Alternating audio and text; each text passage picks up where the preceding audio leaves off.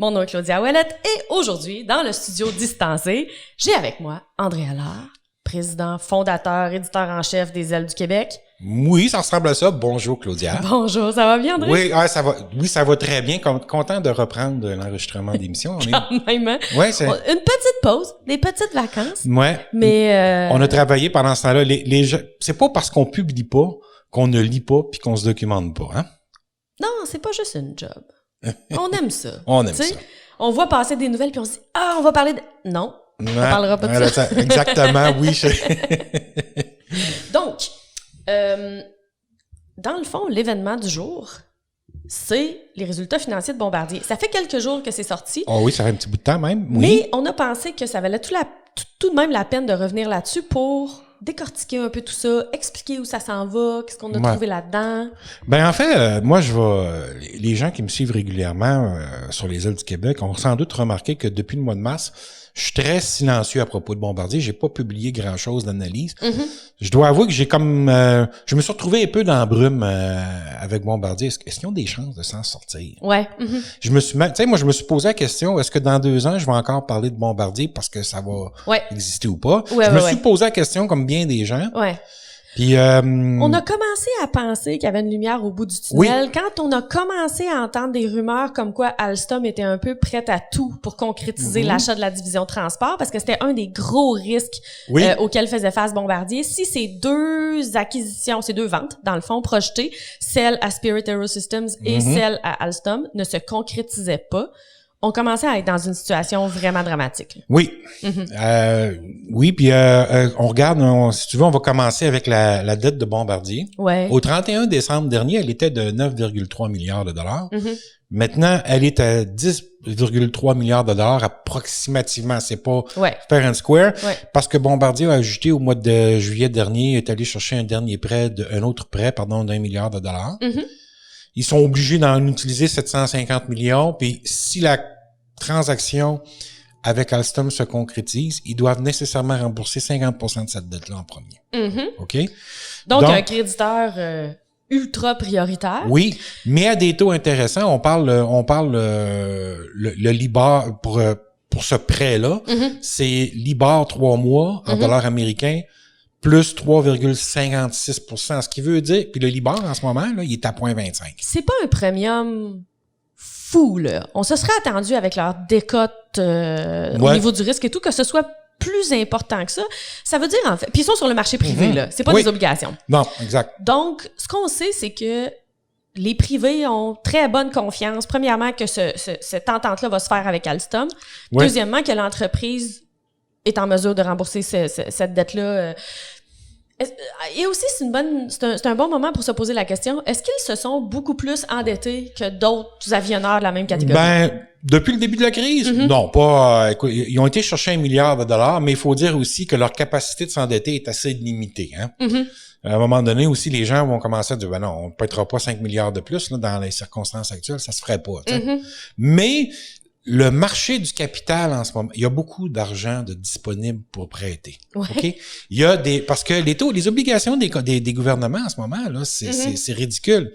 T'achètes pas une obligation d'épargne du Canada en espérant garnir ton REER avec ça, là, oublie ça, là. Donc, il y a de l'argent à prêter. Les gens veulent prêter et les gens sont prêts à prendre plus de risques avant pour prêter. Étrangement, tu sais, on parle beaucoup de normalement, le marché financier est un peu le reflet de la situation. Là, présentement, c'est très bizarre. Là. On s'en va résolument vers... En fait, on est en récession. Oui. Mais quand même, le marché des prêts commerciaux et même des prêts, à la limite, personnels, là, est disponible, est florissant, les taux d'intérêt sont intéressants. Absolument. C'est comme un peu déconnecté de la réalité dans un certain sens. On voit l'effet de l'aide gouvernementale sur les marchés, comment ça peut débalancer des dynamiques qui... S'il n'y avait pas autant d'argent par la Fed, si les taux d'intérêt n'étaient pas maintenus très, très, très bas, on serait en difficulté présentement. Là. Ouais. Et dans le cas de Bombardier, ce qu'il faut penser aussi, c'est que donc au 31 décembre 2019, pour l'année 2019, les intérêts sur la dette ont coûté 637 millions de dollars sur une dette de 9,3 milliards de dollars. Donc, grosso modo, ils sont à 7% de taux d'intérêt. Oui, je sais. Et je vois ta figure et je la comprends. Étant donné la situation financière de cette entreprise-là, les prêts, les montants financiers ou la situation financière dans laquelle elle était, quand elle est allée chercher les derniers prêts, 7%, me semble que c'est pas terrible. C'est fascinant. Vraiment, là, ça vaudrait la peine de s'endetter à ce genre de taux-là actuellement pour faire du développement. OK. Fine. Vente de la division transport. OK. La vente se fait en euros. Oui. Mais la dette de Bombardier est en dollars US. OK. En majorité, c'est quand même des prêts en euros, mais en majorité en US. Oui, il y a quelques prêts en euros. La majorité en dollars US. Si on extrait la part de Bombardier Transport qui appartient à la caisse de dépôt, plus les autres obligations, net, Bombardier avait annoncé qu'elle ferait 4,3 milliards de dollars cet hiver, OK, avec cette vente-là. C'est rendu 4,7 milliards parce que le dollar américain a dévalué par rapport à l'euro. Par contre, là, Alstom, suite au dévoilement des résultats financiers de Bombardier puis des mauvaises performances de Bombardier Transport, a dit qu'elle voulait revoir la transaction ou revoir le montant. Il va y avoir des négociations, mais moi, je m'attends, le 4,7 milliards de dollars, là, il va probablement tenir parce que rendu au début de l'année prochaine, quand la transaction va finalement se faire, de toute façon, le dollar américain va continuer de descendre. Ça n'a pas l'air bien parti du côté du dollar US. Là. Non, je ne vois pas l'économie américaine se rappeler. Rebondir particulièrement dans les prochains mois. Puis après ça, l'autre chose qu'il faut considérer, c'est l'échéance de remboursement de la dette. Oui. OK? Oui. Donc quand est-ce qu'on est obligé de sortir de l'argent des coffres? Mais là, je vais faire une pause. Je vais arrêter de parler de ça. Un instant, je veux souligner aux gens, OK, qui nous écoutent. Vous pouvez aller dans le bas dans les notes de l'épisode. Oui. Il y a 2 liens.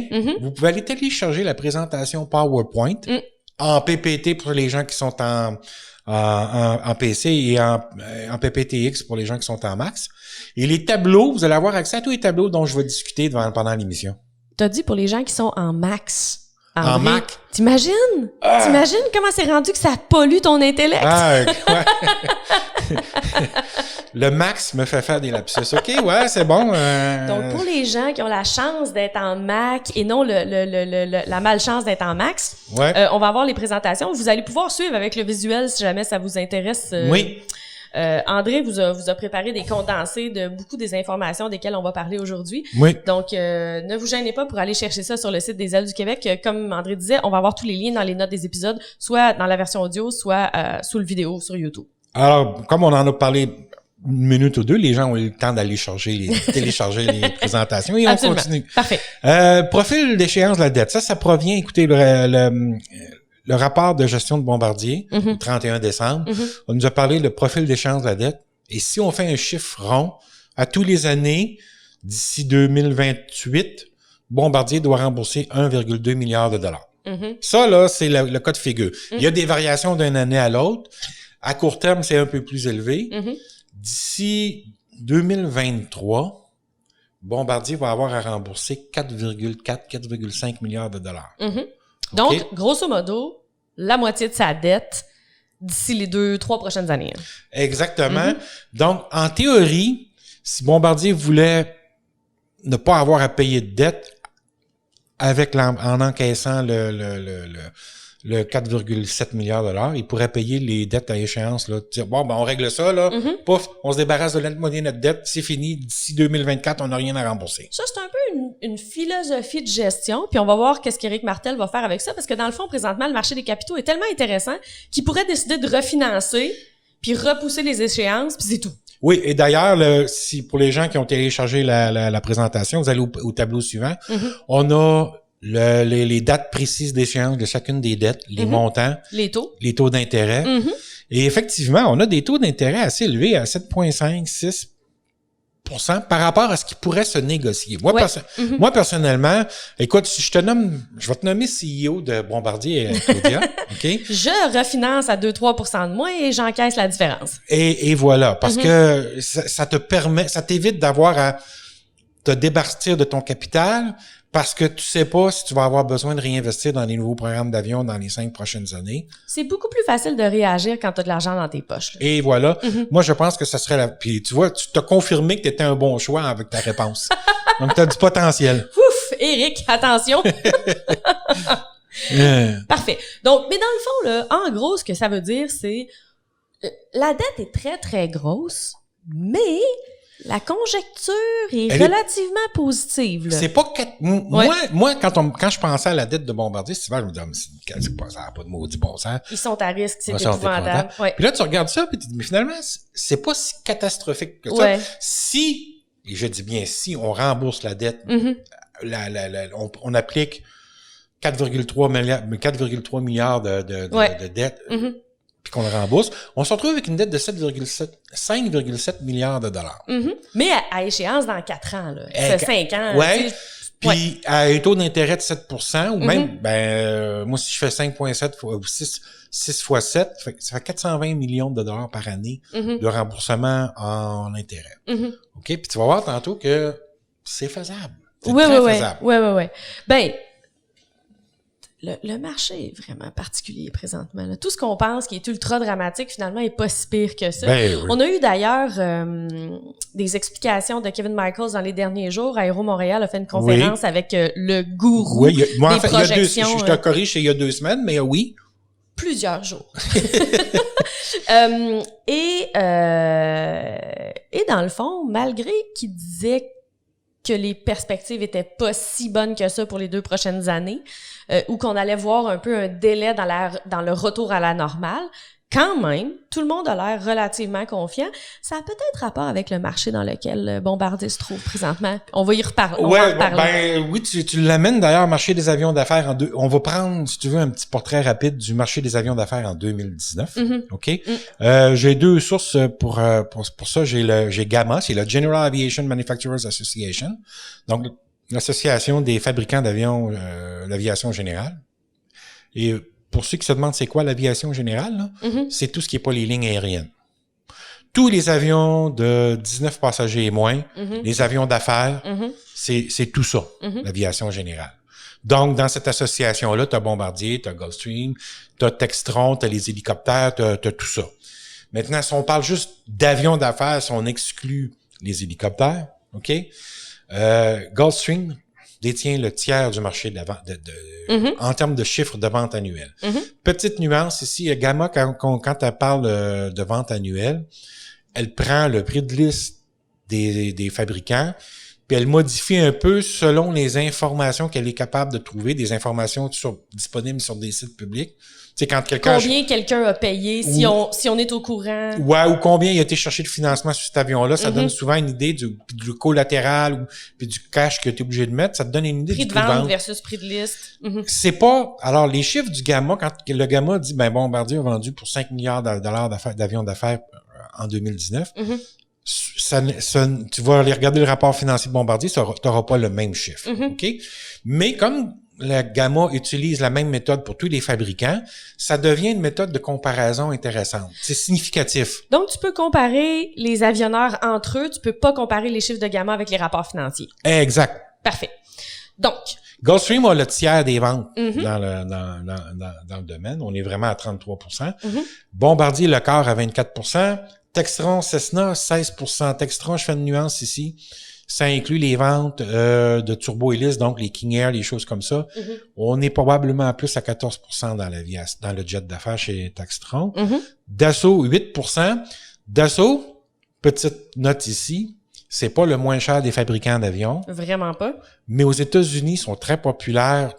Ils ont une clientèle parce que c'est le French Touch. C'est la version la plus chère, la plus... Oui, puis ils vont te parler de l'élégance, de la finesse, le raffinement français, le French Touch.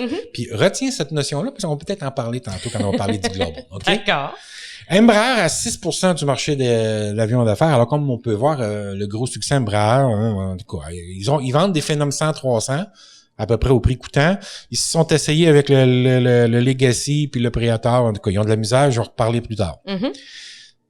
En 2019, 77% des ventes étant dans l'Amérique du Nord. Donc, 2/3 des avions d'affaires qui sont vendus en 2019 ont été vendus aux États-Unis. Oui.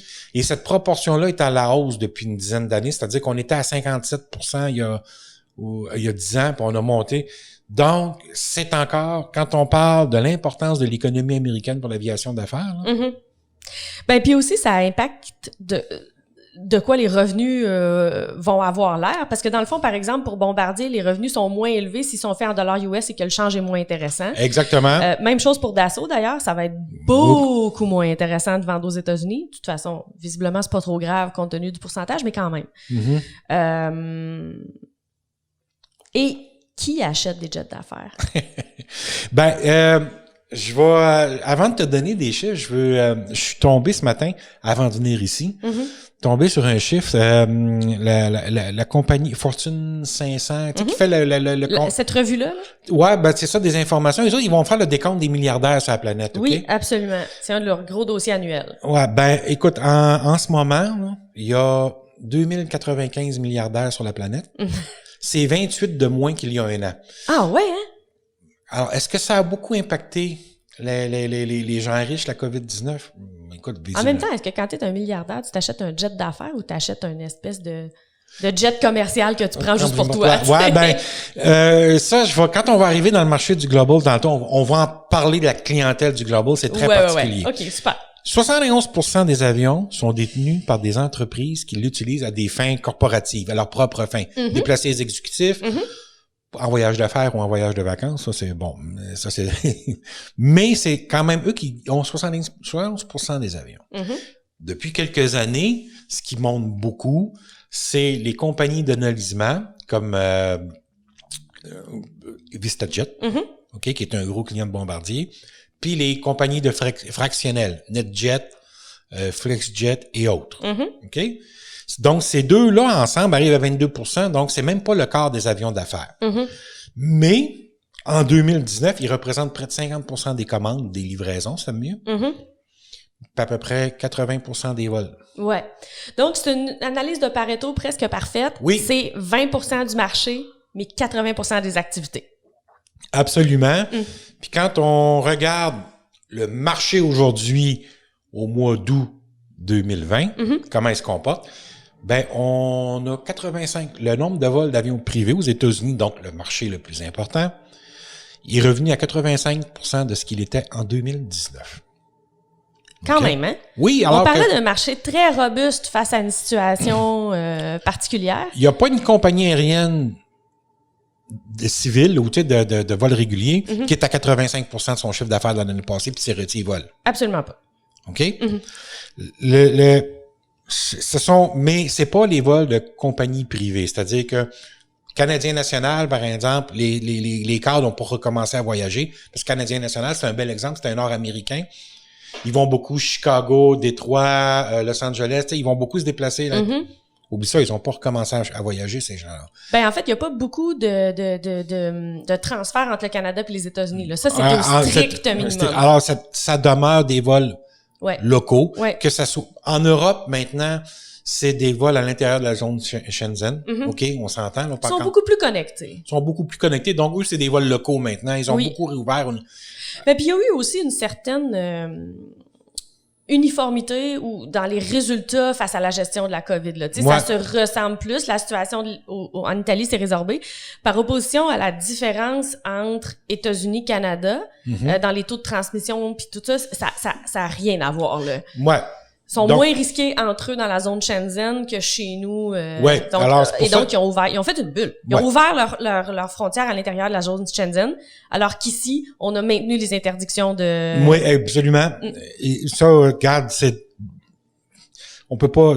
Loin de moi l'idée de discuter de la décision du gouvernement canadien, je leur laisse ça. Oh non, c'est pas ça la question, mais c'est quel impact ça a sur le marché des avions d'affaires. Mais je pense qu'on serait dû pour de petits relâchements. Mais, OK, nolisement, OK, le gros avantage, OK, dans le marché des opérateurs, les compagnies de nolisement d'avions d'affaires, eux, la façon dont ça fonctionne, si tu décides de noliser un Challenger 350 de 8 places, que tu sois 1 ou 8 personnes à bord, c'est le même prix. Fait que les compagnies de nolisement, eux autres, chaque vol comporte une marge bénéficiaire, Puis ils chargent quand l'avion part puis qu'il revient à vide, les frais de retour à vide sont chargés aussi aux clients. Donc eux autres, ils ont tout intérêt, même si on est en ralentissement, même s'il y a moins de monde dans l'avion, même si tu vas moins loin ou plus loin, ils s'en foutent. Chaque fois que l'avion vole, tu as une marge bénéficiaire. Alors, ils ont le marché de l'aviation d'affaires, les compagnies de nolisement ont tout intérêt à faire voler leurs avions en ce moment, par opposition aux compagnies aériennes qui, en ce moment, sont en train de commencer à regarder quelle route ils vont couper cet automne. Là, tu comprends? Parce qu'on peut pas continuer d'opérer des routes à 40-50% de taux d'occupation. Là, ça ne tient pas debout pour les compagnies aériennes.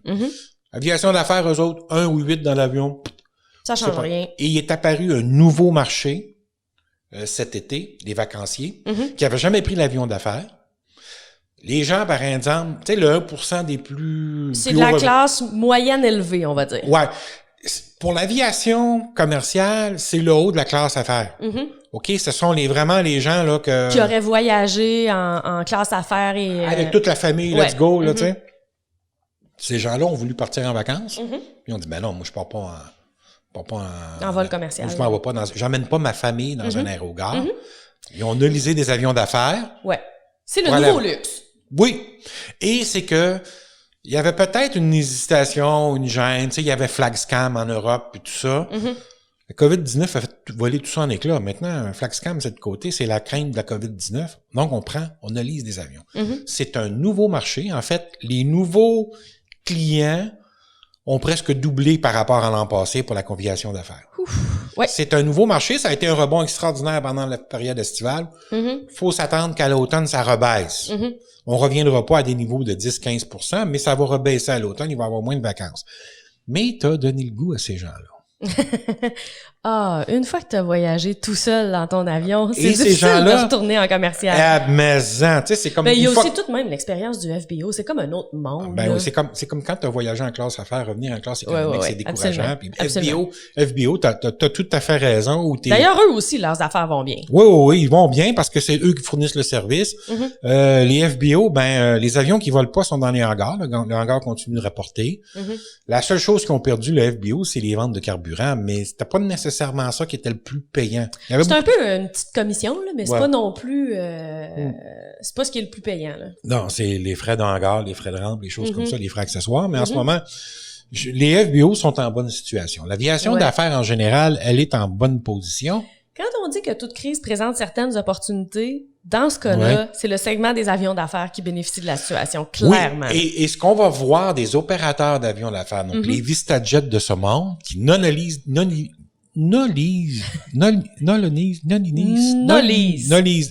avions.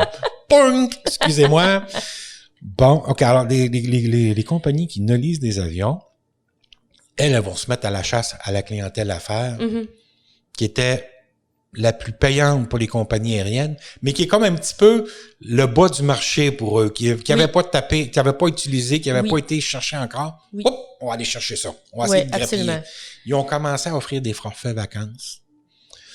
C'est-à-dire que... Tu pars en voyage d'affaires, reste une semaine de plus, puis... non, même pas. Tu sais, c'est genre, tu vas aller faire un safari en Afrique, un safari photo, mettons. Ton forfait comprend l'avion, l'arrivée là-bas, avec et on minimise les contacts, l'interaction avec le monde extérieur. Alors, t'as un équipage attitré. Là-bas, t'as des guides attitrés. Tu sais,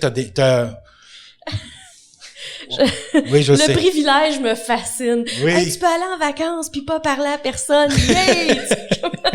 Okay. Oui, mais c'est COVID-19. C'est un autre monde. Ça me... Okay. Quand on dit que le marché change...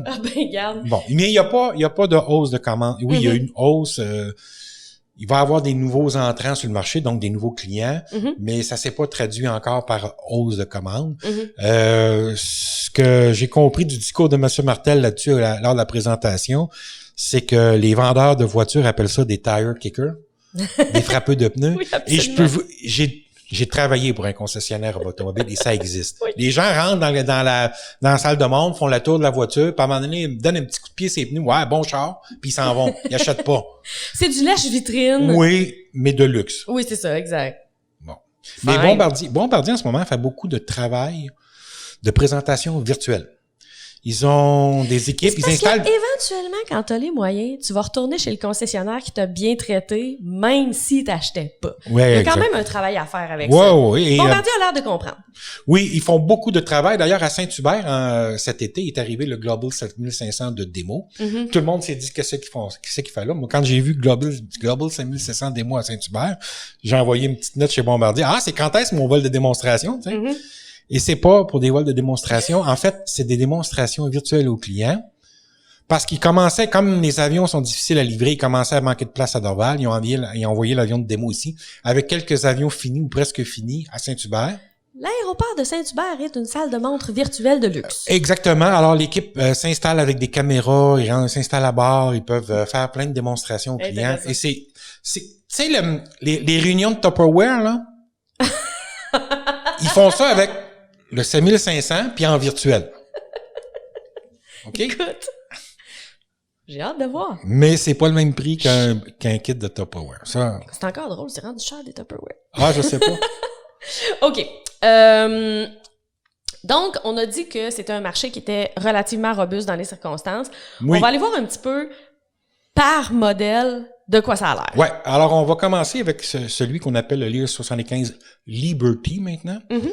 Évidemment, on est au marché américain, donc le nom de l'avion reflète le marché visé. Hein? Pas sûr que Liberty, ça pogne bien fort en Europe, là.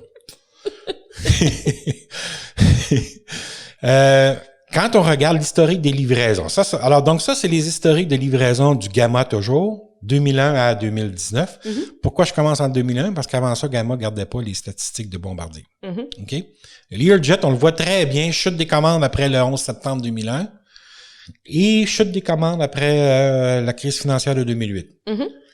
Le bas de gamme, le marché, les avions, les petits avions, mm-hmm. c'est ce qui est le plus sensible aux fluctuations économiques. Absolument. Okay? Et en plus de ça, dans ce cas-ci, il est arrivé Embraer avec quand le Phenom 100 puis 300 sont entrés sur le marché. Mm-hmm. C'est le marché du Learjet 75. Mm-hmm. Ça parle un petit peu de la personnalité des acheteurs de cet avion-là. Oui. Ce qu'on sait d'Embraer, et qui est pas non plus, qui est pas de l'information de marché qu'on retrouve au niveau du journalisme de la finance, par exemple. Non, ça se publie pas sur l'information. C'est ce qu'on sait du marché par rapport à la maintenance, aux gens qu'on connaît sur le terrain, qui ont taponné sur ces avions-là. Ça coûte cher à entretenir. Donc, l'idée de base, c'est que je te vends l'avion moins cher, mais l'entretenir, ça va coûter les yeux de la tête. Les acheteurs de ces avions-là, de cette catégorie d'avions-là, en général, sont un peu moins sophistiqués. Ils s'y connaissent moins. C'est la première fois qu'ils achètent un avion d'affaires. Et donc, tout ce qu'ils voient, c'est l'avion est moins cher. Yeah! Et ils voient pas nécessairement le fait que ça va leur coûter cher d'entretien. Ouais, absolument. Et Bombardier a réaligné le Lear 75 à cause de ça. Mm-hmm. Il était à 13 millions de dollars contre 9 millions pour le Phenom 300. On a ramené le prix de liste du Liberty, du 75 à 9,9 millions de dollars. Mm-hmm. Donc, on a considérablement fermé mais il y a plus de choses optionnelles qu'avant. Un peu à la manière d'Embraer. Et comme les vols commerciaux, ton billet te coûte vraiment moins cher, mais là, il faut que tu achètes ton sandwich puis que tu payes ta valise. Ou comme la vente de voitures, hein, tu sais. Absolument. Qu'est-ce qu'on t'annonce dans les publicités de voitures? Ah, la version bare bone, pas de vitre électrique, pas d'air climatisé, là. Ouais. Puis, je te mets au défi d'en trouver une. Moi, je me suis... Ah oui, hein? Quand t'essaies de trouver un manuel pas de vitre électrique, bonne chance. Puis moi, j'ai tenu mon bout, j'ai déjà fait ça, m'a commandé le moins cher. Tu m'as promis ça, tu vas m'amener ça. Ah, comment ça s'est passé, ton expérience d'achat? Comme c'était un achat commercial, le gars me dit, mais parce que tu es un client commercial, ça va passer. Mais d'ici, je te vendais. Incroyable. Parce que le gars restait dans le même village que chez moi. Ouais. Calixa-la-Vallée, c'est pas grand, là. Ouais. Puis il dit, parce que tu es un client commercial, je vais réussir à le faire passer. Il dit, sinon, je me ferais questionner comment ça se fait que j'ai pas vendu tel modèle que j'ai en inventaire, tu sais. Que toutes les options, là, tu sais. Non, t'as un achat commercial. Fait un peu le même principe sur l'avion. Tu veux pas cher? OK, voilà, pas cher. Ah oui, mais on a... Il est vert, tu sais. L'air climatisé, ben, il va falloir que tu payes pour. Puis, amène ton petit speaker Bluetooth parce que... ouais, tu sais, c'est ça. Il y a pas de système de médias là-dessus. Okay. Exactement. OK. Donc, ça a été une première réaction. Il va falloir voir qu'est-ce que ça va donner dans ce contexte-là. OK? Est-ce que, en théorie, ce qu'on s'attendrait à voir, c'est que ce soit le premier modèle qui voit des impacts négatifs dans la situation actuelle? Oui. Parce que c'est des clients qui sont très, très sensibles au prix. Oui, très sensible au prix. Puis évidemment, là, parce que c'est les clients qui étaient sur le bord d'avoir le moyen d'acheter un avion. Tout d'un coup, la récession fait en sorte qu'ils s'éloignent. On parlait de la popularité du jet share. C'est probablement la solution que tu trouves. Qui va être privilégiée. Ouais. L'autre chose aussi, il faut que tu penses que tu sais, le goût des gens, ça évolue. Le meilleur exemple que je puisse donner, là, ça regarde dans la population en général en Amérique du Nord, regarde l'évolution des salles de bain dans les maisons. T'sais, continue avec ton analogie, je suis très curieuse. Écoute, on a des robinets en or dans nos salles de bain à cette heure, des robinets à 450 $, puis tu sais, C'était tellement quétaine il y a 3 ans, tu sais, c'est fou, là. Puis à cette heure, les chambres de bain, les salles de bain à cette heure, c'est des pièces luxueuses. Oui. Okay? Alors que, dans les années 60, c'était le petit recoin, c'était comme 4 pieds de large par 8 pieds de profond, tu sais, puis t'allais là pour faire ce que t'avais à faire, puis tu ressortais, tu sais. Ouais. C'est plus le cas aujourd'hui. Non. Les acheteurs d'avions d'affaires aussi, là, ces gens-là ont évolué. Là, t'es habitué les gens qui vont rentrer sur le marché sont habitués à être prêtés aux petits soins comme client affaires avec les grandes compagnies aériennes. OK? Le siège. Tomber dans le bas de gamme du jet d'affaires, c'est pas nécessairement intéressant. Non, parce que quand t'as coûté au fauteuil inclinable en classe affaires. Non, attends, là. Es-tu en train de me dire que les fauteuils s'inclinent pas sur le Lear 75? Pas à l'horizontale. Pour vrai? Dans un avion d'affaires, les sièges ne s'inclinent pas à l'horizontale et c'est une petite cabine. Alors, les gens, quand ils vont partir de la cabine d'un 787 puis tu vas te retrouver avec un Lear 75, ils vont peut-être trouver ça moins drôle. Ils vont vouloir plus gros. Je suis tout ça. Fait que dans le fond, là, à partir du moment, il y a la question de l'expérience client. Exactement. Il y a aussi la question du symbole de statut. Ouais, exactement. Et donc, d'arriver dans le jet cheap, c'est peut-être pas intéressant pour ces personnes-là. Et là, ça s'applique au Learjet, mais ça s'applique évidemment au Phenom, ça s'applique au Cessna 560, 680. Oui, on parle de Bombardier, mais ils n'ont pas l'exclusivité du bas de gamme. Là. Donc, l'entrée de gamme, là, est-ce que ça va passer? Je suis pas certain, tu vois. C'est une analyse que je fais. Là, je comprends ce que tu veux dire. Mais je suis pas certain que ces gens-là, c'est plus vers le Challenger 350, je pense que les gens vont vouloir se tourner. Où tu peux marcher debout sans t'avoir à... Oui, absolument. Mais les sièges ne s'inclinent pas à l'horizontale sur un Challenger 350. Non. En même temps, t'as personne devant toi, fait que c'est pas vraiment grave. Mais exactement. Bon. C'est ça la grosse différence. À partir de quel modèle on a un divan, André? C'est ça la question que tout le monde se pose, là. Le divan, tu peux avoir un divan sur un Challenger 350. Ah oui, hein? Oui, c'est vrai, il y a un divan. Fait que c'est clairement ça le minimum, là. Puis je suis consciente du culot que ça prend d'appeler un jet privé du bas de gamme. Mais bon, dans ce monde-là, c'est comme ça. Écoutez, on est sur une autre planète, là. C'est ça. OK, parfait. D'ailleurs, passons au Challenger. Challenger 350. Le pain et le beurre de Bombardier des dernières années. Mais quelle vache à lait de tous les diables, André. Ah, écoute, c'est extraordinaire, ça vient là. Moi, puis, si tu regardes le tableau, les gens qui sont à la maison, qui sont chez eux, si vous regardez le tableau des livraisons annuelles du Challenger, évidemment, du 350, on a commencé en 2003 à livrer, donc l'impact de la récession du 11 septembre, on n'a pas subi ça. Donc, il faut aller à la récession de 2008. Oui, les ventes ont ralenti en 2009-2010. Et quelle reprise! Mais un slingshot, là, c'est vraiment... Oh oui. Et il faut penser qu'à partir de 2014-2015, Embraer a amené le Legacy 500-600 pour mettre dans les pattes de Bombardier. Et le seul effet que ça a fait perdre quelques livraisons par année. On parle de 5 à 10 livraisons maximum que Bombardier a perdu. C'est dire comment cet avion-là est robuste sur le marché. Là. Quand on prend modèle isolé, dans les années 2015 à 2019, c'était l'avion le plus livré. C'était le modèle d'avion le plus livré. Mais il y a aussi qu'il a su se gagner des clients fidèles dans un marché où on connaît les avions. Oui. Les gens qui ont du partage d'avions, qui ne s'appelle pas comme ça. Du fractionnel. Merci beaucoup, André. Je perdais mon mot. Donc, les gens qui ont du fractionnel, ils connaissent les avions. Le coût total d'opération pour eux, ça leur dit quelque chose. On calcule pas juste le prix d'achat. On veut que les avions soient disponibles. Parce que s'ils sont toujours arrêtés en maintenance, notre modèle d'affaires ne tient pas. Donc, ils ont vraiment développé une clientèle fidèle et qui achète des gros volumes. C'est vraiment intéressant, ce marché-là. Oui, puis le Challenger 350 est à l'aviation d'affaires, ce que le 737 et l'A320 sont à l'aviation commerciale. C'est l'avion de base, c'est le champion que tu vas pouvoir mettre partout, que tu vas pouvoir toujours réutiliser, puis qui est fiable, qui est un taux de fiabilité similaire aux avions de ligne d'ailleurs. Donc, qui a une taille qui lui permet d'être flexible, bon, etc., etc. Le petit couteau suisse de l'aviation d'affaires. Exactement.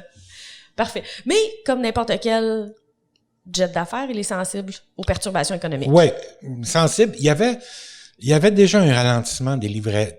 Il y avait déjà un ralentissement de l'économie, d'ailleurs, avant le début de la COVID-19. Quand on regarde... On le voyait venir, là. Oh, ben, quand on regarde les interventions quantitatives de la Fed en janvier-février, il y avait déjà on était déjà en Absolument. OK? Donc, il y a un ralentissement des livraisons cette année. Regarde, ça va être difficile cette année d'atteindre le 40 livraisons, mais c'est en grande partie à cause de COVID-19.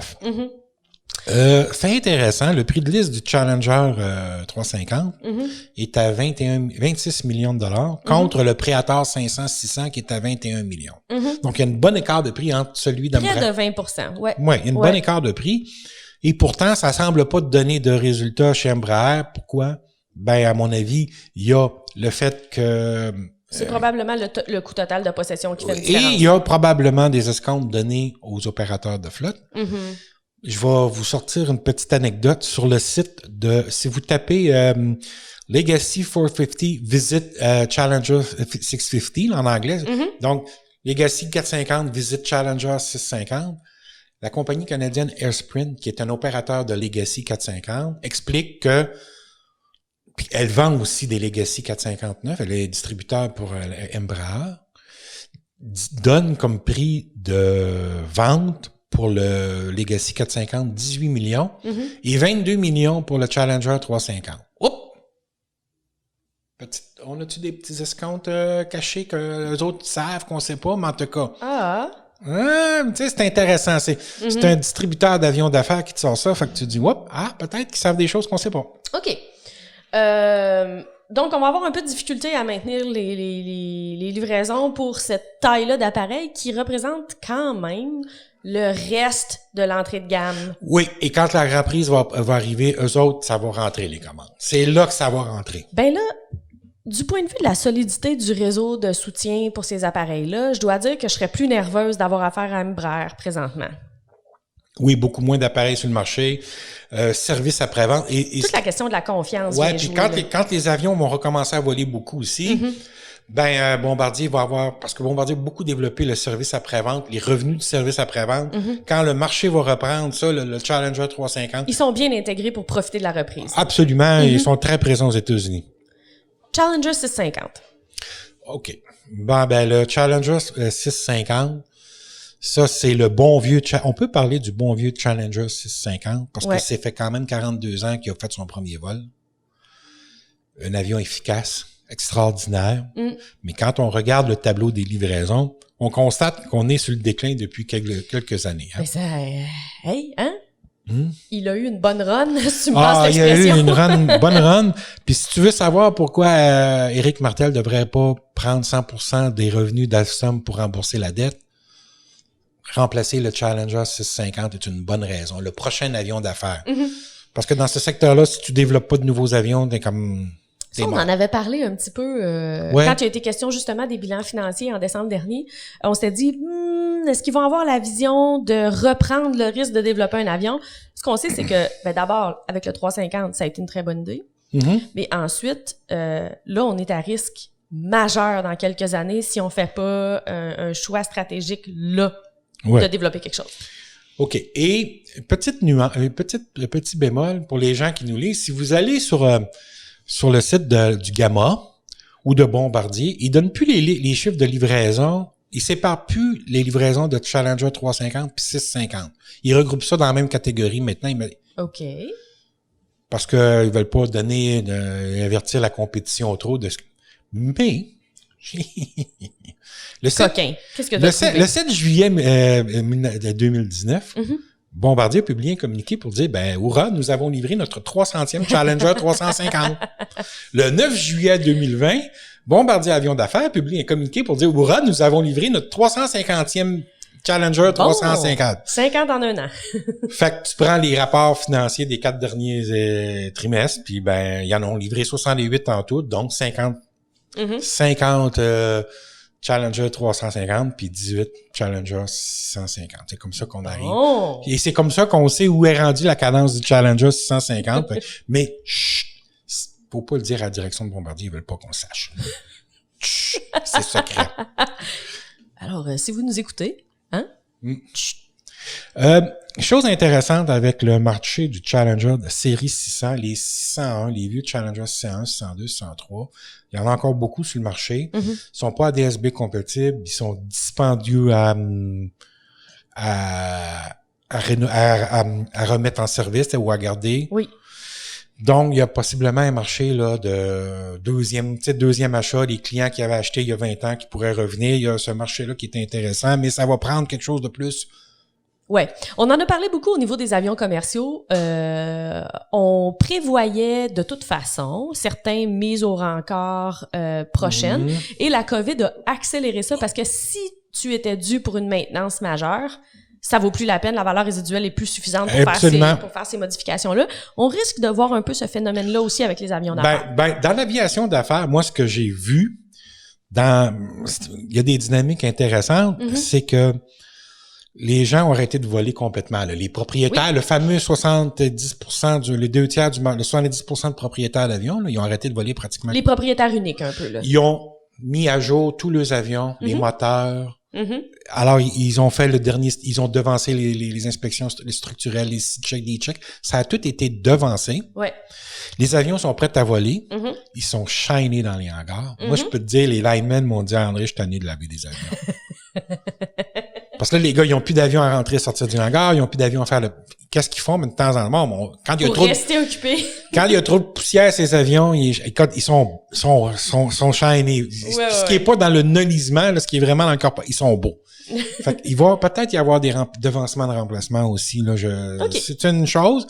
Le Challenger 650, son prix de liste est à 32 millions, mais d'après moi, il y a une grosse marge de manœuvre sur le prix de vente, là. Et parce que si tu le compares, Cessna Longitude qui est à 27 millions, il y a quand même une bonne écart là encore, il y a un autre 5 millions d'écart. Quand même. Avec le Cessna Longitude, à mon avis, offre des performances intéressantes lui aussi au niveau comme avion d'affaires, là, tu sais, puis au niveau de l'espace. C'est un concurrent sérieux, là. Oui, c'est un bon concurrent, là, tu sais. J'aime bien inventer des produits de Bombardier de temps en temps, mais il y a quand même des bons concurrents, là. Ouais. Dans ce cas-là, leur gros avantage, c'est d'avoir très bien intégré leur service après-vente. Oui, parce que il y a un gros potentiel de service après-vente sur le Challenger 600. C'est extraordinaire, puis ça va devenir des revenus importants pour Bombardier dans les prochaines années. Mais je m'attends quand même à 12 à 15 livraisons, pas plus par année, là. Tu sais, c'est un avion en fin de vie, mais félicitations à l'équipe qui a gardé cet avion-là en vie puis qui continue de le maintenir. C'est un vétéran qui performe encore bien dans les circonstances. C'est sûr. Puis aussi, toutes les dépenses liées au programme sont couvertes. Là. Donc, on se retrouve avec pas du profit pur, mais presque. Là. Ouais, c'est une merveille justement de profit. OK. Parfait. Global. Ouais, ça, là, écoute, là, tu vas regarder les gens, là, regarder le tableau de livraison du Global. Ça aussi, on a commencé à livrer un petit peu, je pense, 98, 99. On a subi un petit peu les contre-coups de la première le timing était difficile pour septembre 2001. Septembre 2001, mais regardez 2008, 2009, 2010, quel coût a subi? Très minime, là. Je lis encore, j'ai encore lu des gens très connus dans le domaine de l'aviation, des analystes, qui ont écrit encore en 2019 que l'aviation d'affaires s'était pas remis de la crise de 2008.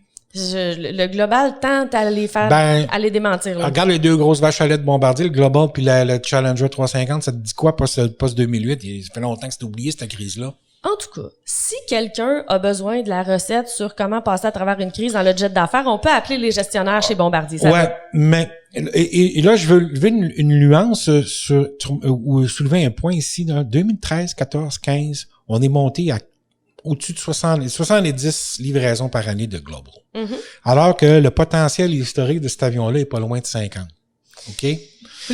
2013, 14, 15, qu'est-ce qu'il y a chez Bombardier? On développe le Lear 85, on développe le Global 7500, on développe le C-Series. On bouffe le capital comme si c'était les toasts le matin au déjeuner. Hein? Ça rentre au toast. Au toast. T'as-tu, ça te prendrait un petit ouais. Ça rentre et la dépense, ça rentre. Et là, ben, on a besoin de capitaux. Qu'est-ce qu'on fait? On presse le citron sur le Global 6000. On accélère les cadences de production. Ben, en fait, pas sur le Global 6000, pardon, mais sur le Global parce que, évidemment, marge bénéficiaire oblige. Ton avion que tu vends le plus cher, c'est lui qui va t'amener le meilleur profit net, parce que même s'il y a la même marge bénéficiaire que le plus petit, mais à 10% de marge bénéficiaire, sur 70 millions, c'est plus payant que 10% de 9 millions ou 13 millions, tu sais. Donc, on paye sur le champignon. Pour livrer puis se faire payer par les clients. Ah oui. Puis, résultat, le carnet de commandes s'épuise. Ouais. Et là, arrive Alain Bellemare en Et on augmente nos frais. Oui. De manière importante. Et là, ben, Alain Bellemare arrive en 2015, puis il fait « wow, minute, wow, les moteurs ». À l'automne 2015, on annonce d'importants ralentissements de cadence sur le Global, justement pour être capable de... Pour maintenir un carnet de commandes devant nous un peu. Ouais, là. pour pas se retrouver avec des creux de livraison importants. Donc, ça, c'est l'explication de ça. Maintenant, on va parler de ce marché-là parce que Global 5500, là, à 75 millions de pièces, c'est l'avenir de Bombardier, OK? On va parler un petit peu de la clientèle. C'est pas des millionnaires, c'est des milliardaires. On s'entend, là, un avion de 75 millions, là, tu t'achètes pas Qui est ça. capable de faire le 2/3 de la planète en un seul... Ouais, et curieusement, le vol moyen d'un Global, c'est quoi? 1h30. Pour vrai? Ben oui. Wow! Fait que ça aussi, c'est un avion de statut un peu, là. On cherche pas tant que ça les performances. Ouais, c'est ça. Les particuliers qui achètent ça, c'est le statut. VistaJet, eux autres, aussi, c'est le statut, mais c'est la performance qu'ils veulent. Fait que l'avion va te donner les deux. Alors, tantôt, on a parlé de 2095 milliardaires sur la planète. Écoute, si tu as 3 milliards de dollars, tu avais 3 milliards de dollars avant le début de la COVID-19, puis tu en as 2 milliards 700 millions, t'es pas en train de t'inquiéter. Big deal. T'es pas en train de t'inquiéter comment tu vas faire payer ton... Est-ce que tu vas passer de champagne et fraises à bière et chips? Non, tu te poses pas ce genre de questions-là. Non, tu prends ce ralentissement-là et t'en profites pour aller magasiner tranquillement un jet. Exactement. Tu dis peut-être que les prix sont bons, fait que je vais aller voir. Mais t'as une réflexion tout à fait correcte, hein. C'est ça. Puis si un milliardaire, s'il parle avec des organismes communautaires ces temps-ci, c'est pas pour recevoir, c'est encore pour donner, tu sais. Fait que c'est un marché très particulier. C'est le cas de le dire. Moi, j'ai vu des choses là dans ce marché-là. J'ai eu connaissance de gens brillants, des milliardaires, des gens qui ont bâti des entreprises, qui sont capables, mais qui te demandent comment tu fais pour faire une sandwich aux tomates. Ouais. OK? On est sur une autre On est dans une autre planète. OK? Fait que donc, de prendre nos réflexes de consommateurs de la classe moyenne pour réfléchir à ce marché-là, ça nous part sur une mauvaise trajectoire au départ. On part sur une très mauvaise... Regarde, financièrement, il n'y a pas de logique qui justifie l'achat d'un Global. OK? Mais quel beau jouet! Et voilà. Je vais te donner... regarde, on va rester dans ce domaine-là. Moi, j'ai vu à un moment donné, OK, un avion qui est abîmé dans un hangar, tu sais, dans les mouvements. C'est juste une égratignure. Une égratignure, OK? On parle vraiment d'une égratignure. Une réparation de moins de 300 $. Dans l'aviation... Ça, c'est... C'est un vernis à ongles chippé, là. C'est rien. C'est exact. Le propriétaire a pété une de ses coches. Mais moi, j'avais jamais... Tu sais, puis une grosse colère, là. Tu sais, oui, comme si quelqu'un accrochait mon bébé, là. Ah, oui. Puis à entendre crier la personne, là. 6 mois après, l'avion avait été vendu, il en avait racheté un neuf. Et cette journée-là, j'ai compris que les gars avaient brisé son jouet. OK? C'est ça, ce marché-là. Regarde, c'est la réalité. Puis quand tu as 3 milliards de dollars dans tes poches, tu fais ce que tu sais. Maintenant qu'on est dans le bon cadre intellectuel, oui. Réfléchissons à la compétition Gulfstream Bombardier. Oui. Alors, on va passer au tableau suivant, OK? Qui est un très éloquent. Ça, donc, toujours selon les chiffres du Gamma, c'est la comparaison livraison Bombardier Gulfstream en chiffre d'affaires. OK? Et on se rend compte que, pendant plusieurs années, Bombardier, quand en fait, 2003, à partir de 2003 jusqu'à 2012, Bombardier vendait plus en chiffre d'affaires que Gulfstream. Qu'est-ce qu'ils vendent? Pourquoi? Global. Cherche pas de midi à 14h, Global. Arrive sur le 2012, livraison du premier Gulfstream 650. Et là, on voit que Gulfstream a fait un excellent travail de développement de produits. Et voilà, Et aussi de marketing, probablement. Et voilà la ligne orange sur le graphique. Dépasse Bombardier dans les livraisons. Et est devenu le champion de l'aviation d'affaires avec... Pardon, pas dans les livraisons, dans les ventes. Dans les ventes. Exactement, c'est dans les ventes. Mais il y a une corrélation. Oui, il y a une corrélation entre les deux. Un peu. Donc, et Bombardier avait, au moment où le G650 est arrivé sur le marché, le Global était déjà dans les cartons, était déjà en préparation. Là, fais juste me rappeler, s'il te plaît, le comparatif de prix entre le 650 puis le Global. Le global, je peux dire ça comme ça. Le Global, entre le 650 et là, tu parles du 7500? Oui, des modèles comparables. Ben, le 7500 est à 60, les deux sont à 75 millions en ce moment. OK, parfait. Ben, non, c'est pas vrai. Non. Le 650 est à 68, 70. Là, je suis pas certain. Il va falloir que j'aille vérifier. J'ai une petite blanc de mémoire. Le Gulfstream 700, qui est la réplique de Gulfstream au Global 7500, est listé au même prix, 75 millions. Donc, en gros, on est capable de dire que c'est probablement un nombre d'appareils comparables qu'on vend quand on regarde les montants des ventes. Oui. C'est pas on a vendu la moitié même ou sont deux fois plus chers, là. Exactement. Donc, le Global, le Gulfstream 700 s'en vient sur le marché. Il est en voie de certification. Ça va être le compétiteur du 7500. Ça va être là. Et il y a que 2 fabricants d'avions de cette taille-là ayant ce rayon d'action-là. Il y a vraiment Gulfstream et Bombardier. C'est le duel des champions, ça va rester ça. Il y a personne d'autre qui est envisagé pour embarquer sur ce marché-là à court terme.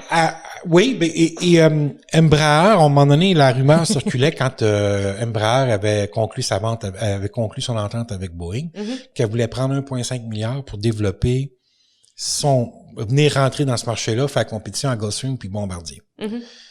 La vente avec Boeing étant tombée, cette possibilité-là est tombée. L'autre chose qu'il y avait aussi, il y avait Cessna qui développait le Cessna Hémisphère. C'est pas un global, mais c'était un intermédiaire entre... Ouais. C'était le premier pas vers le marché des grands avions. Ouais. Le flop du Silvercrest a fait mettre le Cessna Hémisphère sur la glace. Est-ce que ça parle de leur incapacité technique à développer le produit ou ça parle du fait que les clients leur font pas confiance pour ce type d'appareil-là? Tu parles de chez Cessna? Ben, en fait, ça a été l'incapacité de Safran à développer le moteur. Oh, c'est même pas de leur faute? Oups! OK, de son côté, Dassault s'est reviré de bord, puis elle a pris le 5X, puis elle en a fait un 6X. Mais oui, bon, Dassault est dans ce marché-là, mais Dassault, eux, ne cherchent pas de volume. Ouais, non. Ils cherchent la stabilité. C'est un développement artisan un peu à ce niveau-là. Là. OK. Et, c'est ça. Et parlant du Global 7500, du marché qui est visé, parce que je viens de parler de Dassault, tu remarqueras que sur le Global, on a des nouveaux sièges, d'ailleurs, qui s'inclinent à plat. J'allais te poser la question. Bon, ben voici ton alternative quand tu voyages en première classe. Comment on a nommé ces sièges-là? Nuages. Oh, le marché des Européens ou des Américains qui recherchent la French Touch en question. Quand on a voulu mettre au point quand le nouveau système d'éclairage à l'intérieur de l'avion, parce qu'on peut simuler la lumière du jour, on a appelé ce système-là Soleil. Monsieur Soleil, ben, en tout cas, ça me touche, hein? Ça me touche. Ça. Je suis tellement touché merci d'avoir pensé à moi, les gens de Bombardier. Non, mais quand même, ça parle vraiment de c'est quoi leur axe de marketing. On vise des Américains puis des internationaux, mais surtout des Américains selon ce qu'on a vu. Ben oui, c'est le marché. Là, t'es dans le marché de Dassault, là, avec ces noms-là. Oui, absolument. À moins que tu penses vendre des Global à des résidents de Laval. Il y en a un demi de un, là, qui a accès à ce genre de produits-là. Bon, on s'entend, ils ont pas francisé ces noms-là. C'était pas pour nous faire plaisir. C'était pas pour le marché québécois, on s'entend, hein? Donc, ça en dit gros aussi, là, c'est ce qu'on vise. On veut vraiment aller chercher le haut de gamme. On veut essayer de tasser un petit peu d'assaut sur le marché américain, là. Il va y avoir une petite compétition intéressante. Moi, je vois venir ça. Et ce qui nous touche aussi, là, c'est la question des risques qui ont été pris il y a quelques années, Oui. pour faire du développement. Oui, parce que le Global, ils en ont livré 11 dans la première moitié de 2019. Ils prévoient en livrer 22. Donc, total 33 pour cette année et 44 l'année prochaine. Ils disent 40 à 44, c'est le rythme de croisière normal de ce programme-là, OK? C'est un programme sur lequel Bombardier n'a pas juste investi dans l'avion, mais dans l'assemblage. Ils ont construit une nouvelle ligne d'assemblage à Toronto. D'ailleurs, ils peuvent produire des Global 6000 puis 5000 sur la ligne d'assemblage du 6000, il n'y a pas de problème. Ils se sont assurés que les deux lignes étaient compatibles. Ah, okay? La belle flexibilité opérationnelle. Et la façon de travailler à Toronto, c'est que c'est du plug and play avec le 7500. C'est Stelia qui fabrique les fuselages à Mirabel. Fait l'intégration des systèmes et envoie les fuselages à Toronto. Donc, c'est probablement l'avion le plus rentable de Bombardier en termes de marge bénéficiaire en ce moment. Okay? Tous les investissements sont terminés. Tout ce qui était nécessaire à amener la production à 44 appareils par mois, tous les investissements, l'embauche du personnel, tout ça c'est complété. On n'a plus une scène à mettre. Le programme est rentabilisé là. Oui, et à 33 par année, on est suffisamment avancé dans la courbe d'apprentissage pour être rentable. OK? Donc. Clairement, la future vache à lait. Oui. Et de loin. On va voir ça plus tard quand on va montrer la séparation des revenus, mais dans le fond, ce que j'essaie de dire ici, c'est que quand on parle en mal des risques de développement qui ont été pris il y a quelques années, il faut être conscient que des fois, ça panne, puis des fois, non. Fait que si on a pris une mauvaise décision, puis c'est discutable, en décidant de développer le C-Series, on en a pris une excellente en développant le Global. Il serait présentement dans le trouble sérieusement s'il n'avait pas pris cette décision-là. Donc, puis on en a déjà parlé, mais c'est vraiment difficile 15 années avant d'avoir une idée de comment les choses vont évoluer et tout. C'est un gros pari. Des fois, ça marche, des fois, ça marche pas. Cette fois-ci, ça a tout particulièrement bien marché. On serait dans une position beaucoup plus difficile aujourd'hui si ça n'avait pas été de cette décision. On aurait deux mains vides. Bombardier aurait... Là, ils ont une carte, et non seulement ils ont le 5500, et au besoin, ils ont la carte du 8000. Absolument. Qui peuvent développer à partir du... Ce serait un stretch? C'est ça? Non, théoriquement, ça serait un raccourci. Ils raccourciraient l'avion parce que ils voudraient qu'il y ait un plus grand rayon d'action. Ça fait que ce serait la performance extrême. Ce serait ça, la carte de cet appareil-là. Oui. Moins gros, mais on peut faire le monde dans notre microjet d'ultra-luxe. Oui. Tu vas le faire une fois par année. 90% du temps, tu vas faire des vols d'1 heure ou deux. Mais je peux. Oui, je comprends. C'est comme d'avoir un SUV en ville, tu sais. Quand t'as le goût d'aller te promener dans une trail. Oui, mais il y a des gens... On se comprend, le marché est énorme pour ça. Il y a des gens qui achètent un SUV pour pouvoir aller se promener dans une trail, qui sont jamais allés dans une trail. Absolument.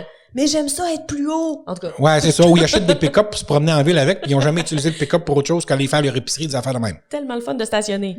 Et on va arrêter cette analogie-là. Là. Mais c'est exactement la même manière. C'est ça le marché. C'est ça le marché. Oui. Donc, et on fait une micro-boucle avec ce qu'on disait avant. C'est maintenant le temps d'investir pour remplacer le Challenger. Ouais. De prendre un risque à ce niveau-là. Probablement en refinançant de la dette et en gardant du cash flow pour soi. Oui. Des flux de trésorerie, pardon.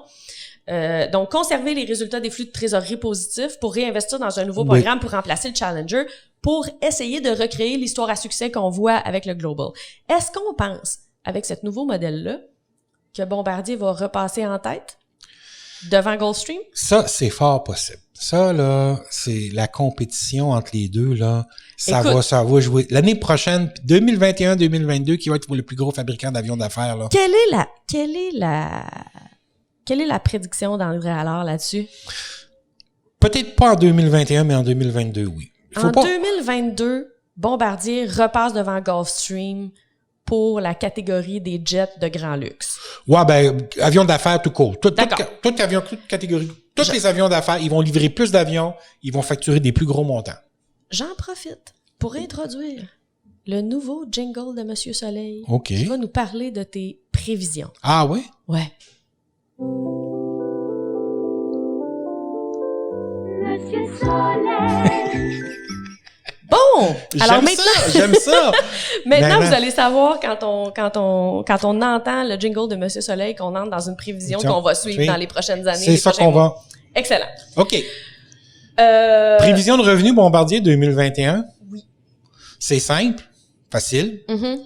44 Global 7500 à 75 millions de dollars l'unité. Moi, ça me donne 3,3 milliards. Je prévois 10 Global 5000 et 5500, 6000, cette catégorie-là. À 52, prix moyen 52 millions. Donc, 520 millions de revenus là-dessus. 12 Challenger 650 je les ai listés à 32 millions, donc 390. 45 Challenger 350 à 26 millions l'unité.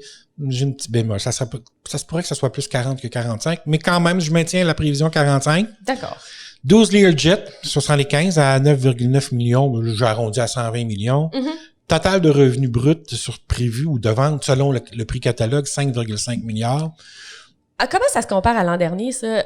Avant la crise, 2019, là? C'est à peu près, c'est pas loin de ce qui est comme vente, là, c'est pas loin. On est aux environs de 5 milliards par année. Donc, selon toi, on serait de retour au niveau de 2019 en 2021 chez Bombardier. Oui, parce que de ce 5,5 milliards de dollars-là, je vais déduire 550 millions pour les escomptes. Donc, j'arrive à 4,9 milliards de dollars de revenus de vente. Donc, en gros, là, on parle de à peu près 60% des revenus qui viennent du Global 7500 et 20% du Challenger 350. Oui. C'est quand même... C'est les deux paris de développement qu'on avait pris qui rapportent. Là. Ouais, qui rapportent le plus. Et il y a d'autres revenus qui vont venir de la part de Bombardier parce que moi, je considère que la vente avec Spirit ne se fera pas. Donc, je considère un 450 millions à peu près de revenus de ce côté-là et un 550 millions de revenus autres, c'est-à-dire services après-vente. Oui. OK? C'est très élevé comme montant de revenus après-vente, mais quand ça va décoller l'année prochaine, attelle-toi, c'est là que ça va prendre, c'est là qu'on va le voir en premier. Une des choses qui explique ça, c'est qui sont les clients de ces appareils-là. Et comme tu le disais, il y en a une certaine proportion qui sont sensibles aux fluctuations économiques, mais une autre qui ont acheté les appareils les plus chers, qui sont pas vraiment touchés, qui profitent des pauses dans le marché pour faire des améliorations. Ouais. Donc, c'est vraiment pas complètement farfelu comme idée. Okay. Moi, j'ai mis une marge bénéficiaire de 10%. OK? L'an passé, elle était de 10,8% chez Bombardier Aviation. C'est raisonnable. C'est raisonnable parce que dans le bilan de Bombardier Aviation l'année passée, tu as le CRJ qui est là. Qui ne rapportait pas du tout. Mais non, ils sont produits à perte, ces avions-là. Donc, c'est une marge bénéficiaire. Là, j'ai plus d'autres tableaux parce que là, on tombe dans les prévisions, on tombe dans vraiment quel est le chemin pour Bombardier. À 595 millions de marge bénéficiaire, là, si tu as des intérêts de 300 à 400 millions par année à payer, il t'en reste pour soit rembourser du capital, soit en mettre un petit 50, 100 millions par année. Ça va être recherche et développement, tu sais. Tu as une marge de manœuvre. Et d'après moi, ça va être mieux que ça encore, la marge bénéficiaire. Ben, ce serait une bonne idée d'investir en R&D, entre autres, parce que c'est un peu comme pour nous investir dans nos REER. Tu le récupères. C'est financé par le gouvernement. Exactement. Et c'est clair que... t'investis dans ton avenir. Ouais, t'investis dans ton avenir. On va parler un petit peu aussi de l'intangible du côté de Bombardier. Il faut savoir que quand Bombardier première restructuration importante qui est arrivée chez Bombardier, elle a été annoncée à l'été, au mois d'août 2014. Là, on a pris la division aviation, on l'a scindé en trois. On a fait aviation d'affaires, avions commerciaux, puis aérostructure. Le premier président de Bombardier Avions d'affaires, c'était Éric Martel. Quand Alain Bellemare est arrivé à la tête de Bombardier au début de 2015, M. Martel s'est en allé. On peut pas épiloguer plus sur la raison de son départ, si ce n'est le fait qu'il il devait y avoir une incompatibilité au niveau des visions entre les deux. Qui avait pu être créé par différentes situations, mais on a un doute. On a un doute. Moi, est-ce que Éric Martel avait appliqué sur le poste de CEO de Bombardier, puis que finalement, c'est la vision d'Alain Bellemare qui a été retenue plutôt... Parce que quand tu appliques sur un poste comme ça... T'arrives avec un plan d'affaires. Absolument. Puis est-ce que en 2020, on n'a pas été voir Éric Martel, finalement, ton plan d'affaires, il y a des choses qui nous plaisaient dedans. Pendant que M. Martel n'était pas chez Bombardier, qui était chez Hydro-Québec, c'est David Collier qui a pris la direction de Bombardier Avions d'affaires. Il a fait un travail remarquable. Jamais, pendant toutes les péripéties qu'on a entendues à propos de Bombardier depuis 2015, jamais la division d'affaires n'a perdu d'argent. Okay? Ils ont réussi à maintenir la rentabilité alors qu'ils développaient le 7500, qu'ils ont développé en catimini le 5500 et le 6500. Quel excellent coup d'éclat! Moi, j'en reviens toujours pas. Donc, moi, je vois, et j'avais déjà parlé, moi, de David Cullihill, moi, je le voyais comme peut-être futur. Oui. C'était quelqu'un, en tout cas, il a fait ce qu'il avait à faire, il a rempli ses mandats chez Bombardier Avions d'affaires. Mais là, il est resté. Donc, qu'il se soit placé ou pas dans la ligne de succession de Bellemare, il l'ait pas obtenu visiblement s'il était là, il demeure quand même avec Éric Martel. Okay. Oui, en ce moment, il n'y a pas parti un mois après. Ça veut dire que, à première vue, il n'y a pas eu de clash entre les deux hommes. Ce sont deux hommes, deux gestionnaires talentueux. OK? Si M. Cullihill décide de s'en aller, c'est pas un drame. Éric Martel est très bien capable d'assurer la direction. Il connaît très bien la division. Exactement. C'est pas un...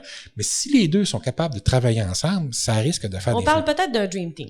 Oui, moi ça là, c'est un, tu sais, dans les biens intangibles d'une entreprise là, ce duo-là fait partie des valeurs. Tant qu'ils sont ensemble, puis s'ils réussissent à s'entendre, à bien travailler ensemble, ça va faire une équipe de gestion très solide, capable d'être visionnaire, de pas juste penser au bottom line, comme on dit, mais penser au futur. Et peut-être aussi d'avoir une bonne entente avec la famille, l'actionnaire de contrôle. Ouais. L'actionnaire de contrôle. On va le dire comme ça. Moi, j'aime bien l'actionnaire de contrôle. Parfait, merci. Alors, ça, c'est l'autre impondérable qui s'en vient. Mais il y a clairement un chemin vers la relance. Ouais. Il est là, il est possible. Faut que tu penses que depuis 2 ans, les déficits de Bombardier sont liés à la division transport et non pas à la division affaires. Peut-être qu'on a touché le fond et qu'on commence à rebondir. Ben, fais juste mettre Bombardier Transport au neutre pendant les 2 dernières années. C'est-à-dire qu'ils font pas de profit, mais ils perdent pas d'argent. Ouais. On serait dans une autre situation, là, présentement. Ben, on a probablement 1,5 milliard à 2 milliards de dettes de moins. Quand même. 20 à 25% de la dette qui serait pas là. Et la capacité de Bombardier, finalement, la capacité de Bombardier Avions d'affaires à payer la dette la dette restante. Oui. Elle est là. Oui. J'en vois une, tu sais. Ouais. Il y a un chemin. Et ça, c'est sans compter le fait que, qui sait, il y a peut-être quelqu'un d'autre qui va être intéressé par Spirit. Qui sait? On sait pas. Parce qu'on entend des rumeurs présentement dans le marché comme quoi les Chinois commencent à marauder un petit peu du côté d'Embraer. On en avait parlé comme d'une idée un peu farfelue. Non, ça semble vouloir s'avérer que ce soit une possibilité.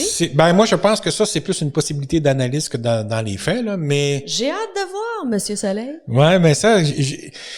Spirit, là, je vais t'avouer, j'ai pas eu de nouvelles du côté de la Chine, mais est-ce que c'est une hypothèse que tu sors ou t'entends? Non, ça vient de moi, là. C'est une bonne hypothèse, Claudia, dans la mesure où c'est la technologie des ailes qui est intéressante. Oui. Et comme on sait que dans le fond, jusqu'à maintenant, leur stratégie, c'était beaucoup d'inviter des partenaires à venir s'établir et après ça, de garder la connaissance et les compétences développées au niveau de la technologie.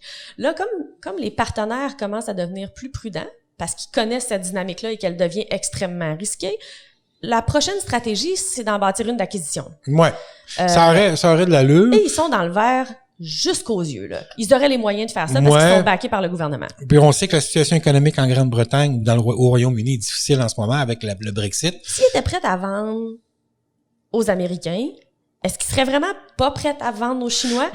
Ça serait au niveau gouvernemental que ça se jouerait. Tu comprends? Oui, absolument. On s'entend que Bombardier, les autres, s'ils se font offrir 2 milliards pour Spirit par la Chine. Non, c'est clair. Signe en haut, signe en bas, merci. C'est clair.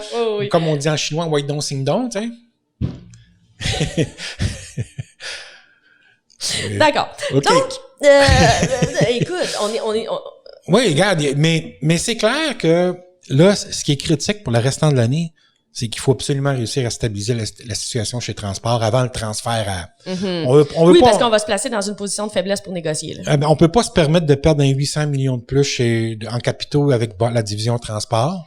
c'est vraiment pas la situation actuelle qui va aider avec les retards de livraison. Mais il faudrait au moins qu'on soit au maximum de nos capacités. Parce que comme tu l'as soulevé, non seulement on perd, si la division de transport perd 800 millions, c'est 800 millions de moins c'est 800 millions de dettes de plus, et c'est la valeur de la transaction qui baisse. Donc, c'est essentiel, là. Pour ça, il faut que ça se ferme rapidement, cette transaction-là, et qu'on la ferme dans une position de relative force. OK. Et évidemment, il y a la question de la force du marché d'affaires, de l'aviation d'affaires aux États-Unis post-COVID. Donc, l'année prochaine, ça va être un déterminant. Mais pour le global, je suis pas inquiet. Comme je te disais, il y a encore 2000 milliardaires. Puis si tu rajoutes à ça toutes les grandes compagnies, parce que il y a pas juste les fortunes individuelles, il y a les grandes corporations. Tu vas prendre Toyota Motors, GM, Mitsubishi, ils ont toutes des jets d'affaires. Les grandes multinationales ont toutes, puis ils ont besoin d'un jet d'affaires à long rayon d'action. Dans le contexte post-COVID, ils vont vouloir, s'ils en ont pas déjà un, ils vont en vouloir un. Comprends-tu? Parce que pour protéger tes cadres, ça devient une gestion du risque à ce moment-là. Tu ne veux pas exposer tes cadres au risque. Ça va calmer tes coûts d'assurance. Ça va finir par être un investissement intéressant. Oui, et les assurances, tu as un exemple, c'est ça, la gestion du risque, souvent. De plus en plus, dans les grandes compagnies, ce sont les compagnies d'assurance qui exigent le jet d'affaires. Et on est aussi passé par-dessus toute la question de ça paraît pas bien d'avoir un jet privé, là. Ça, c'est plus vraiment d'actualité actuellement. C'est plus d'actualité, là. C'est une bonne, ça va être vu comme une bonne gestion du risque dans le futur. Exact. Ouais. Quand est-ce qu'on va savoir de quoi ça va avoir l'air, tout ça? Quand est-ce qu'on va commencer à avoir une idée au prochain résultat? Trimestre en trimestre, il va falloir regarder, puis il faut lire aussi ce que disent les gens de l'aviation d'affaires aussi, les propriétaires de compagnies de nolisement. Ça, c'est des indications claires. C'est sûr que le fait que ça vole, puis qu'il y a eu une nouvelle clientèle qui s'est présentée cette année, c'est prometteur. C'est prometteur, il y a du potentiel. Je pense que le marché européen va nous causer des surprises agréables. Rebondissement important du côté européen à voir venir. Parce que c'est là où la clientèle affaires de très haute gamme chez les compagnies aériennes, c'est là où elle était le plus fort. OK? Tu sais, des gens qui sont prêts à payer 10-15 000 pour un billet transatlantique chez Air France KLM, puis chez British Airways, il y en a beaucoup. OK? Toute proportion gardée, plus qu'en Amérique du Nord. En Amérique du Nord, ils ont tous été sur le jet d'affaires déjà. Puis là, t'as beau être prête à te payer des classes affaires, si ton vol est annulé, il y a moins de vols. On va chercher de la flexibilité et de l'assurance, de la sécurité. La sécurité. Moi, je pense que l'aviation d'affaires va nous causer des belles surprises en Europe. Des grosses reprises. On va finir rapidement en considérant ça, là. On avait parlé beaucoup du risque qui était inhérent au fait de devenir une compagnie monolithique sur un type de marché. Finalement, présentement, on dirait que ça va aider Bombardier à être moins exposé au risque, étrangement. Moi, je pense que à court terme, c'est être sur un marché, t'exposer à un type de marché, si tu le connais bien, tu le comprends bien, puis tu le maîtrises bien, il n'y en a pas de problème. S'il est en hausse, être assis sur une roquette, c'est toujours une beauté. Et voilà. Puis, moi, je vais te donner l'exemple de CAE. Ouais. C'est quoi CAE? C'est la formation? Ouais. Trouve-moi, est-ce que tu penses que CAE est dans le trouble en ce moment ou au contraire? Ils sont diversifiés un petit peu du côté du médical, ce qui ne leur nuit pas. D'autant qu'ils utilisaient de l'expertise qu'il y avait déjà, mais je suis d'accord avec toi, ça va quand même. Ils ont 75% du marché. La compétition tombe, eux autres survivent. Ils vont racheter les centres de formation des compagnies aériennes. En fait, eux autres, ça parle un peu aussi de leur capacité à s'asseoir puis à attendre, là. Ouais. Quand t'as bien géré les choses avant, quand une situation à risque arrive, tu peux t'installer tranquillement dans ton lazy boy puis attendre que ça passe. Mais parce que j'ai questionné, moi, tu sais, on parlait de capital, puis j'ai questionné Marc Parent à la dernière rencontre média là-dessus sur l'accessibilité au capital, parce que eux, ils vont avoir besoin de capitaux pour acheter les centres de formation des compagnies. Les gens les appellent pour leur offrir de l'argent présentement? C'était un discours jovialiste, en tout cas. Tu voyais que c'était pas une priorité pour lui, une préoccupation pour lui, l'accès aux capitaux, là. C'était même pas... J'ai besoin de céduler des appels pour dire non. Ouf! Il m'a pas dit ça, mais c'était très... Je caricature. Mais tu voyais que c'était pas un sujet d'inquiétude. Puis, alors, curieusement, toute l'aide gouvernementale qui est arrivée partout, finalement, le financement est disponible et pour Bombardier. Fait que, oui, il y a S'il est disponible pour Bombardier et Boeing, je pense que CAE n'a pas de problème. Et voilà. On ne finira pas ça en parlant du MAX. C'est fini. Moi, ben ça, le max, je pourrais... Moi, c'est fini. On va reparler de ça au retour dans l'aéroport. C'est sûr qu'on va faire un peu un tour des choses marquantes qui sont arrivées cet été. On va avoir beaucoup de choses à dire là-dessus. Oui, c'est ça. Alors, il y a là, il faut se souvenir, OK, parce que je veux compléter. Bombardier a coupé 2500 emplois. Hein? Oui. OK? Oui. Et quand est-ce que ces emplois-là vont revenir?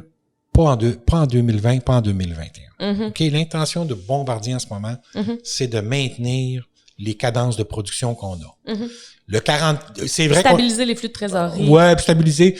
Puis comme le Global 7500, les investissements sont déjà faits pour amener la production à 44 appareils par mois. On va y arriver, mais donc ça va prendre un certain temps avant qu'on reprenne de la cadence, OK? 2 ans. Minimum 2 ans. Faut que les commandes rentrent en grande quantité suffisante. Puis une fois que tu as suffisamment de commandes, là, tu te reviens d'abord, tu dis à tes fournisseurs, OK, à partir de telle date, on passe, on augmente. Là, j'ai besoin que tu me fournisses plus de moteurs, plus de trains d'atterrissage. Et ça prend du temps. Tu demandes pas plus de moteurs pour le mois prochain, tu demandes plus de moteurs pour l'année prochaine.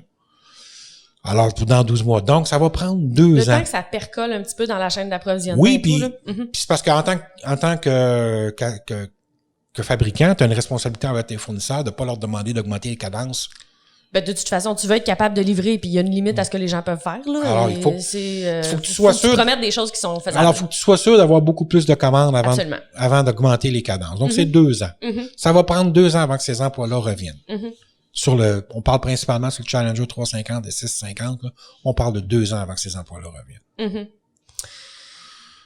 Un peu long pour les gens qui sont assis chez eux présentement. Oui. On en convient. Ouais, c'est pas une situation idéale, mais ils sont, je pense, parce que la liste de rappel est 2 ans, si ma mémoire est bonne, et je pense qu'ils vont réussir à revenir à l'intérieur de ça. Puis c'est pas nécessairement tout le monde qui veut revenir. Il y a eu des départs à la retraite anticipés. Des choses comme ça, ils essayent toujours de minimiser les impacts, donc, et en fait, c'est 2500 mises à pied, mais c'est pas 2500 au Québec, c'est 1500 au Canada. 1400 quelque. Oui, absolument. C'est ce que David nous disait, là. David Chartrand. Oui. Ouais. On ça. va faire le suivi de la situation. Ouais. Absolument. Mais je suis beaucoup plus optimiste. Curieusement, malgré la COVID-19, je suis beaucoup plus optimiste pour envers Bombardier, sa survie, que je l'étais. Une beauté, là, c'est que par hasard, le Québec se retrouve dans une situation où les programmes qui font le volume ici en majorité, donc le C-Series et ce qui se passe chez Bombardier, vont bien dans cette situation-là. Absolument. Être chanceux dans sa malchance, qu'on dit, hein? Ouais, exactement. Être chanceux dans sa malchance, oui, parce que le C-Series, l'A220, ça commence à être très intéressant, ce qui se passe. Mais le Global, c'est 1500. Donc, les 5 prochaines années, c'est Bombardier puis Global, c'est 1500 ne font qu'un. Là-dessus, merci tout le monde d'avoir été parmi nous aujourd'hui. Et à la prochaine. Oui, c'était Claudia Ouellette. André Allard. Merci tout le monde. C'est tout pour l'épisode de cette semaine. Merci d'avoir écouté Aéropod. Abonnez-vous à notre podcast sur la chaîne YouTube ou encore pour la version audio sur iTunes, Google Podcasts, Spotify ou votre plateforme préférée. N'oubliez pas de demander les notifications pour être averti dès que le nouveau contenu est disponible. Visitez nos sites web mentoraero.com et lesailesduquebec.com pour toute info supplémentaire et n'hésitez pas à nous envoyer vos commentaires ou questions à l'adresse aéropod, AEROPOD, @mentoraero.com ou encore sur la page Facebook de l'Aéropod. Over.